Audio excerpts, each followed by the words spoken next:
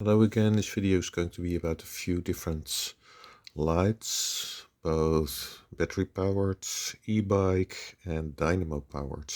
So I mentioned in the previous video that I was considering the Magicshine CBL 1600, which is the same as the Magicshine EVO 1700, it's just a different name.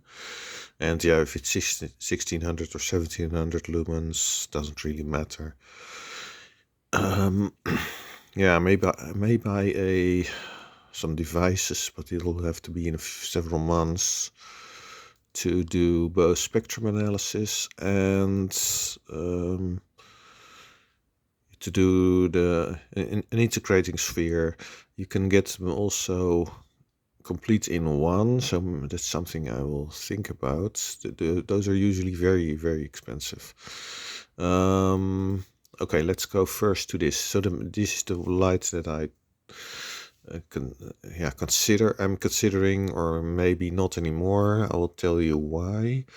This is the channel Calafel Urban Cycling, and I asked him how far can you see with the cutoff beam on the road surface. It looks a bit better than the Lumitop Beam 01, but not that much better. But it's hard to estimate from a video. The cutoff is definitely better, what I saw, and he says the other cutoff is really clean. It basically goes from dark to lit within a very few centimeters. I think he means a few centimeters there on the road at distance, so that means a very sharp cutoff. But also needed is that from the high point where the cutoff is to the low point of the beam where the intensity should be a lot lower, because this gets projected close to you. And if you calculate, you can show it in a picture, but this gets spread out at the top over a very large surface area, and this at the bottom at a smaller area, which means you need a higher intensity there and then here. And so the high intensity is required for the cutoff to see it properly. High versus it needs to be sharp. It needs to be certain sharpness, that it goes from bright, or so bright like this, and then to very dark, almost dark. In 2 lux, below 2 lux, it should be, according to STVZO, at 10 meters. So yeah, the sharpness of the cutoff is important, but also that the intensity goes from high to low, that it drops quite a bit. And this beam, you can show here, shows the high beam mostly on a dark road. And one impression I get is, you see here the discoloration, which means the beam is really cut off like this. So it's probably not spill here, as the other video mentioned. And that means that this could give a similar impression as I had long ago with the SIO-R, which was using the same reflector as the E Deluxe in 2008, 2009. But it used also a sort of diffuser to give more near field light, here more close to the bike, the front wheel. But what it also did was to create a sort of square, almost, or trapezium shaped image with sharp corners. And the weird feeling I got then was as if I was trapped in a tunnel of light. You can't escape it, because however you turn, this tunnel goes along with you. And it was a weird feeling. And searching for it, I then found some references to people who had described this, but which I hadn't seen or noticed. That comes from having this sharp cutoff at the sides, especially at the top, not really. And I think also the corners that were very sharp, that made this effect prominent. So this might not be such an issue here, but it depends also a bit on how wide the beam exactly is. It does not really appear that wide if you look. A bit more than this road, and the road does not look wide. Maybe the beam is 4 meters here or so. and going to 6 at higher distance. But he says he aims to be low beam usually between 30 and 50 meters. It doesn't mean that you can't aim it further, such as at 60 meters, but the question is it useful? Does it still light up the road? And consider that I mentioned that the intensity at the top needs to be very high and it needs to drop off. If it doesn't drop off enough, then it means close enough to you, it'll get bright on the road, and then the rest will be at farther distances will not be as bright comparatively, which means you can't see the road surface so well at long distances. So this is something I probably need to test for myself to really be sure, but let's say 50 meters at least is possible. Let's see, this one here, he shows the low beam more at flooring during my night rides. I'm not sure about the beam color. It looks slightly yellowish from what I've seen in some videos. I think it's this one where they showed it. This night here, the night view is not really useful. I mean, it's too dark, but also it's hard to see the cutoff. I'm not sure how it's aimed. Let's see. Here he shows here. It looks a bit yellowish. So this could be actually good, but it's probably low CRI. So could be better, obviously. I had a discussion with that from someone from a company who wrote me recently, and I suggested 4000 Kelvin high CRI, and they were using XT16 LEDs. And yeah, he said, well, we use 5000 Kelvin, which is a sort of compromise in light output between 4000 and 6000. 6000 seems brighter, but 4000 seems dimmer, and is a bit dimmer in the sense that LEDs put out less light with that color temperature. However, you see the roads much better. You can see everything much better, and I also noticed that in fog it's much better. So in rain, in fog, high CRI, neutral white, 4000 Kelvin, around that region, gives big advantages, and in fog even high CRI was the best. 5000 Kelvin, you can say, okay, we get a bit more light output, but you lose a lot in light quality. I noticed it, for example, also in this light bulb, and I thought, yeah, there's something wrong with it. Even though it's supposed to be 95 CRI, I don't believe it.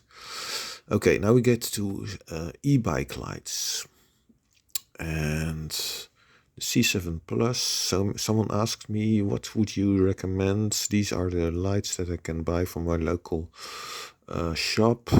C7 Plus, the Roxim X4 or the SPL-01. This is from Satellite. This is 100 lux. I don't know the beam, and it's a bit of a problem. But yeah, it depends then on your use case. So he was using a B01, so the lumen top, and he mentioned that he also found it the cutoff not to be sharp enough. Yeah, it's really vague cutoff, but it puts out a lot of light. So this one, the C7 Plus, 80 lux, 3 watts, which means probably 300 lumens maximum, which is quite a bit less light than the lumen top, but you have a much sharper cutoff. So I would recommend for the city, this is probably not an improvement over the B01, but for night rides with unlit roads, for fast riding, I think it will be, because you will probably be able to see farther. So what the best light is depends on what you use it for, because no light is perfect, and some lights are very expensive, so in that sense also not perfect. So you always need to make some compromise, unfortunately.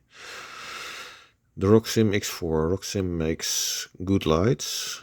So the D6, for example, which is ancient by now, but I still like it. This is for e-bike 400 lumen, comparable to the B01 in high mode, but it gives it has a much higher lux rating, without doubt, and a better cutoff. 50 lux, so you can see 40 meters or so ahead with it, which is okay for in the city. So I think this one could be a good option. And you know approximately what the beam is going to be from this. It's not perfect, but it's fairly good. Yeah, although patterns here show a lot of light and dark patches. Here you don't see that at all. So, oh, there's a Raptor X. That's another. Yeah, that's this one. Yeah, I don't know. I think testing yourself is again needed. But yeah, well, what can I do? Extreme 50 lux, 5-hour runtime. It's not bad, but the 50 lux could be higher, of course. For seeing far, for riding fast at night, I would not recommend this. Then I would go for this, which from the satellite website is 100 lux. So you should be able to see, so that's in the low mode, the low beam. You should be able to see far with it. Similar to the Safe Ride 80, so possibly 70 meters, but I have no idea again what the beam is like. I have asked satellites quite a while ago for information about the LEDs. Could I change them, or could I order a badge with neutral white LEDs, or even high CRI LEDs? Didn't get an answer to that question yet. I reminded them, and we will see. So what else? Yeah, the beam shots. So I don't know. I don't have a beam shot of this one. Don't have this one. I haven't tested many e-bike lights. I'm going to test soon. Well, I'm going to order for a relative who wants a better light for her pedelec. This one, which is the Deluxe 120E Plus from Contact, which is 120 lux, so very sharp, should have a very sharp cutoff and a very high intensity at the top of the beam, which means you should be able to aim it very far, so 70 meters or so. 262 lumens is stated to be what it puts out, which is almost the same as the Safe Ride 80. So 70 meters, I suppose, should be possible. This should be a huge improvement over what she uses at the moment. But how even is the beam? I don't know. Again, no beam shots, no proper reviews, and note that for this Magicshine, this review didn't give.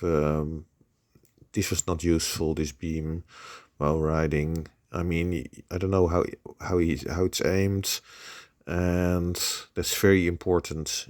A proper aim is very important. That determines whether you think it's dim or bright or too bright close to you, if it's improperly aimed, etc. Okay, next, Dynamo lighting. So I saw this and it reminded me of something. I asked the company whether they would be able to make this in with neutral white lights, and they are going with 5000 Kelvin, and yeah, that's not the optimal thing. 4000K and especially high CRI would be better. And actually they're using the XT16, which is yes, very small factors. It's like a square thing, and the entire thing emits light. Whereas mostly you have a LED which is like this, and then the smaller area lights up. So perhaps they use that for that reason, I don't know. But they didn't. I asked about the lux rating, they didn't have that. So I didn't really test for that yet. I think that's important, and beam shots also, but that was mentioned. They don't have beam shots yet. Here they mentioned, check out this is on Road CC. Check out the most advanced Dynamo light. So I thought it was 2 years ago or so that I saw this, but perhaps it was another light, because it is has USB outputs at the back, and I think I've seen something similar, but 2 years ago. Usually configurable. Yeah, you need an Android phone. The most advanced Dynamo hub lights. Yeah, that's what everyone says, of course. That's what Supernova mentioned, that yeah, their lights are the brightest in the world, blah blah blah. Yeah, they not really. Designed to work with STV, but this light is not STVZO approved. Let's see. You can configure it via Bluetooth. There are no switches, no need to unplug USB devices. I think actually it would be better to have a switch, and something like that would be needed, probably for STVZO approval, if they would go for that. Problem with STVZO approval for Germany is that it's a huge administrative burden, especially since the UK left the EU. So the comments. With all due respect to developers of this light, I choose something a little bit less advanced, with just 2 mechanical switches, on-off and low beam, full beam. Yes, I also think that. Apps not available for iOS users, blah blah blah. And here's something about not wanting to help Apple with being forced. You're being forced to pay Apple's money to release an app. And for the EU, there's going to be something that you can load. I don't know. I'm not an Apple user. Anyway, if you're an Apple user, read through this. Let's see.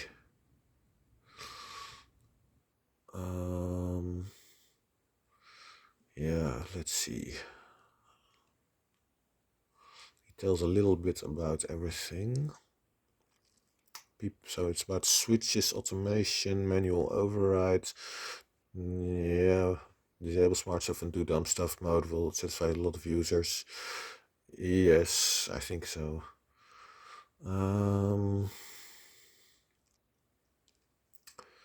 Companion light will arrive in the near future, so you can't add a current Dynamo light or e-bike light probably.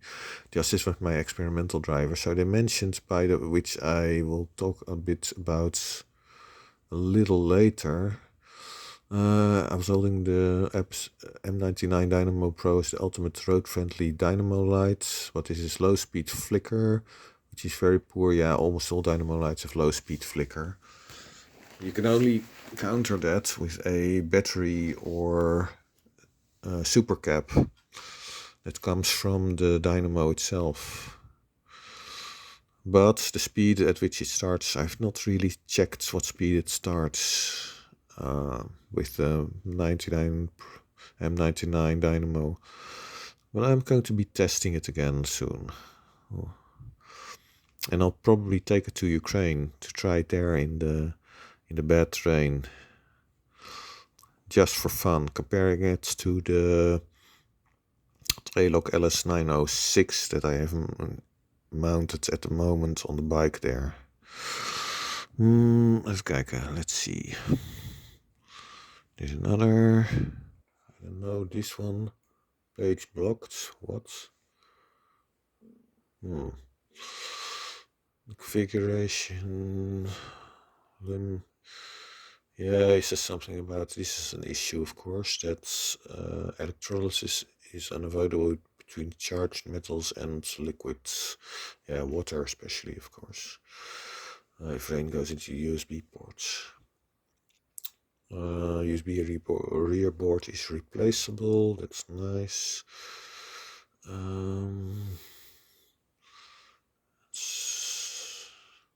Oh yeah, yes. What about what speed flickering occurs? Yeah, that's something I guess I will. I will see. I will check as well because it's important. So in the Netherlands, it's not important, but it's important if you're going very slow, for example, uphill in the roads. On the roads in Ukraine, I was going sometimes on hills 10% or more. And yeah, that means going very slowly, like 6 to 8 kilometers per hour, something in that range. Of course, with panniers, etc., with stuff in them. Flicker Igaro C1. So, yeah, Igaro C1. Would that be useful to try out? I don't know. So far, it's 350 pounds, which is a lot of money. Bottom mount or top mount, so you can hang it under the handlebar or above the handlebar, or on a bike mounted fork. 350 for just front, they can keep it. Well, yeah, I mean, if you want the best, then you need to pay money. It's the same everywhere. You need to pay, yeah, quite a bit for really good stuff. No, even kijken. That's something that's really stands out. Just checked, currently a bargain at 420 pounds. And maybe they dropped the price, so it says 350 here. So it has USB outputs. Oh yeah, what was mentioned is that that 8 watts goes to the LEDs. But something mentioned by the company was that it's at 45 kilometers per hour. There's some speed that they mention here somewhere. But let's see, where is it? I could get 8 watts to the LEDs at 30 kilometers per hour many years ago, more than 10 years ago. So I was running a triple LED, and how much light was going at 8 watts? Yeah, I think it was definitely 800 or so using XMLs. Perhaps it's a bit lower, but it's triple XML, so they're running at low current. I thought it was 800 or so. I need to check. So, yeah, is this light worth it? 350, it's very expensive. I've already got a Magicshine Supernova M99 Dynamo that I don't like for 300 euros. I don't want to be stuck with a bunch of these lights that I'm not going to use. With the cheaper lights, that's not a problem.